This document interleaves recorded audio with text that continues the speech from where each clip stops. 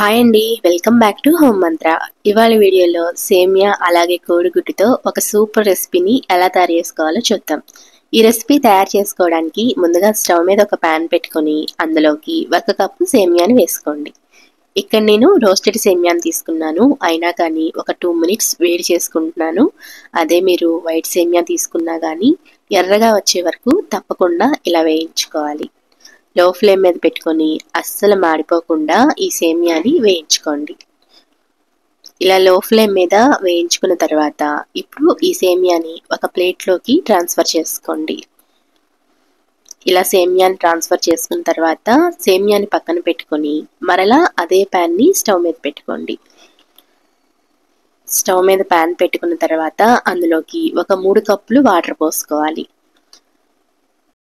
ఇప్పుడు వాటర్ ఇలా వేడయ్యి rolling boil అవ్వడం స్టార్ట్ అయ్యేటప్పుడు ముందుగా మనం వేయించుకొని పక్కన పెట్టుకున్న సేమియాని వేసుకొని లో ఫ్లేమ్ మీద కలుపుకుంటూ ఉడికించుకోండి.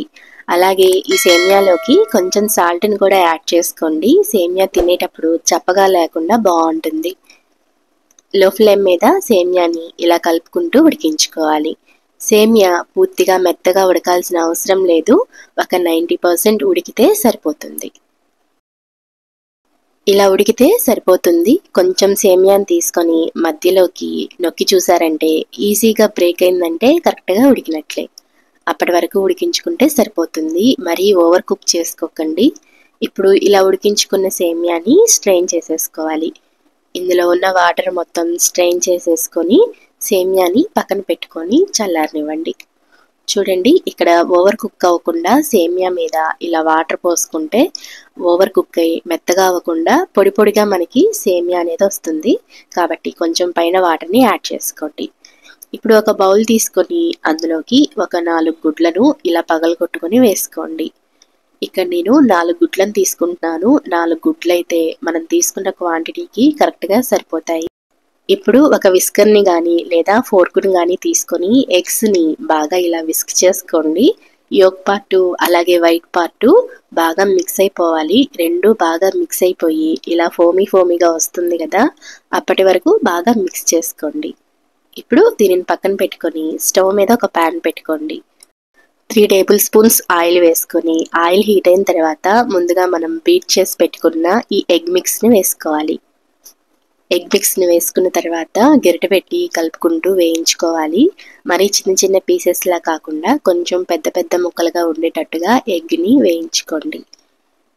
ఇలా ఎర్రగా వచ్చే వరకు ఎగ్ని వేయించుకుంటే సరిపోతుంది. ఇలా వేయించుకున్న తర్వాత ఇప్పుడు దీనిని ఒక ప్లేట్లోకి తీసేసుకోవాలి. ఎగ్ని ఒక ప్లేట్లోకి తీసేసుకోండి. ఇలా ఒక ప్లేట్లోకి తీసేసుకొని పక్కన పెట్టుకోండి. ఇప్పుడు ఇదే ప్యాన్లోకి ఇంకొక 2 టేబుల్ స్పూన్స్ ఆయిల్ వేసుకోండి. ఆయిల్ వేసుకున్న తర్వాత అందులోకి అల్లం ముక్కల్ని ఇలా సన్నగా కట్ చేసుకుని వేసుకోండి. అలాగే వెల్లుల్లి ముక్కలను కూడా వేసుకోండి. ఇక్కడ నేను అల్లం అలాగే వెల్లుల్లిని మిక్స్ చేశాను.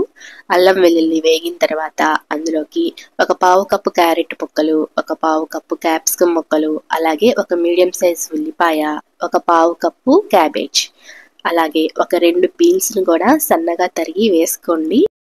ఇవే వెజిటేబుల్స్ వేసుకోవాలని లేదు, మీకు నచ్చిన వెజిటేబుల్స్ని అలాగే అవైలబుల్ ఉన్న వెజిటేబుల్స్ని వేసుకొని కూడా తయారు చేసుకోవచ్చు. ఇలా వేయించుకున్న తర్వాత కొంచెం ఇందులోకి సాల్ట్ని కూడా వేసుకోండి. కొంచెం ఈ ముక్కల్లోకి తగినంత సాల్ట్ని వేసుకోండి. ఆల్రెడీ మనం సాల్ట్ వేసి సేమియాని ఉడికించాం కాబట్టి సాల్ట్ని చూసి అడ్జస్ట్ చేసుకోండి. చూడండి, ఇప్పుడు ముందుగా పక్కన పెట్టుకున్న సేమియాని వేసుకొని ఇలాగా ఆయిల్లో అలాగే వెజిటేబుల్స్తో కలిపి ఒక 2 నిమిషాలు వేయించుకోండి. ఇలా వేయించుకున్న తర్వాత ముందుగా మనం ఫ్రై చేసి పక్కన పెట్టుకున్న ఎగ్ను కూడా వేసుకొని ఇందులోకి కారాన్ని అలాగే పెప్పర్ పౌడర్ని యాడ్ చేసుకోండి. పెప్పర్ పౌడర్ని తప్పకుండా యాడ్ చేసుకోండి. పెప్పర్ పౌడర్ యాడ్ చేసుకుంటేనే టేస్ట్ బాగుంటుంది. ఇప్పుడు అంతా ఒకసారి బాగా కలుపుకొని మీకు ఉప్పు కారం సరిపోయిందో లేదో చెక్ చేసుకొని ఏమన్నా తగ్గితే యాడ్ చేసుకోండి. చూసారు కదా, సేమియా అలాగే కోడిగుడ్డుతో చేసుకునే ఈ రెసిపీ అయితే బ్రేక్ఫాస్ట్గా అయినా బాగుంటుంది, లేదా పిల్లలకి స్నాక్ లాగా చేసి ఇచ్చినా బాగుంటుంది. ఫైనల్గా కొత్తిమీరని యాడ్ చేసుకొని ఒక 2 నిమిషాలు మూత పెట్టుకోండి. సేమియా మనం 90% ఉడికించాం కాబట్టి ఆ వేడికి ఇంకొంచెం మగ్గుతుంది. ఇంతేనండి, సింపుల్ రెసిపీ. మీకు నచ్చితే లైక్ చేయండి, షేర్ చేయండి. అలాగే మన హోమ్ మంత్ర ఛానల్ని తప్పకుండా సబ్స్క్రైబ్ చేసుకోండి. Thank you for watching.